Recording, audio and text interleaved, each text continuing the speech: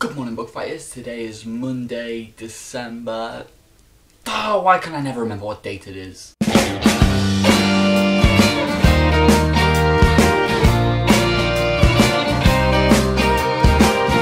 And this week I did not read A Wrinkle in Time by Wrinkle. And before you start getting your punishing fingers at the ready, I don't know why we punish each other with fingers now, but before you start doing anything, I kind of didn't just not read a book, I just read a different book. What happened was I ordered a book off Amazon, and I didn't expect it to come till much later in the week, and it came like literally the day after I posted my video, so I was just like, oh, I really want to read this, so I just read that instead. I hope that isn't a punishable offence.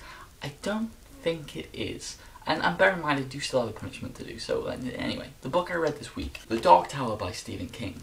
I've been wanting to read this book for a really long time, and I just kind of never got around to it, but it was cheap on Amazon, and I just thought, hey, that's something I can work with. So this is basically like Stephen King's seminal fantasy work, and basically the premise is this guy, Roland, who is the last gunslinger, is getting chased across desert-like environment by the man in black, and that's basically the whole entire premise, and it's as simple as that, it's as basic as that.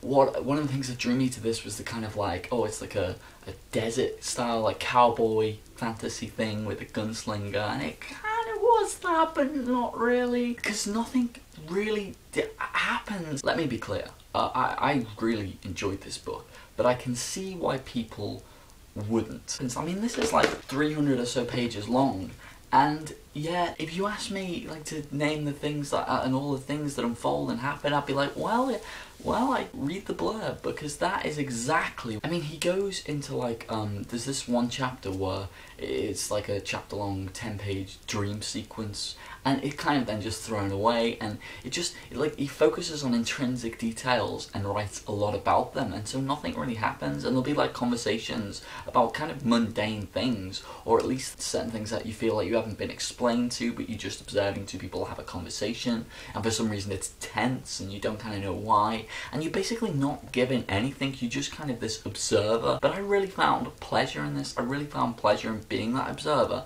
and just watching these things unfold that are being articulated really well. I mean, like masterfully well. So I guess what I'm saying is that I just found this book really interesting, and it was just all kind of different moods being created, and I just didn't kind of know why, and I didn't know where the story was going. I didn't know where the story was set, even whether it's the future of this world or whether it's a fantasy world. I didn't know why the man in black was chasing Roland. I didn't really know anything, and yet I still found a suitable amount of intrigue. I'd be really interested to hear what anyone else thinks about this.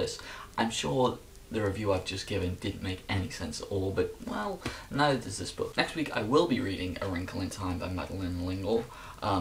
And I am excited to read this. I was just more excited to read that. And then the week after I will read whatever Julia suggests for me, but I haven't got my suggestion yet, because she didn't post a video. Well, I'm not sure why. I haven't been following Twitter, so Julia, do post it in the comments or in your video on Friday, and I'll sort that out. But the only question I can remember is the question about spoilers. I recently started watching an anime called Code Geass: Lelouch of the Rebellion, which was excellent, and I highly recommend. And one of the things I enjoy about watching things on YouTube is going through and reading people's comments. Like, there are a lot of moments which are like, oh my god, I can't believe that just happened, and I want to see how other people experience that same moment, and it's really fun kind of reading through, see how everyone else felt, and you can't get that in any other way except for YouTube.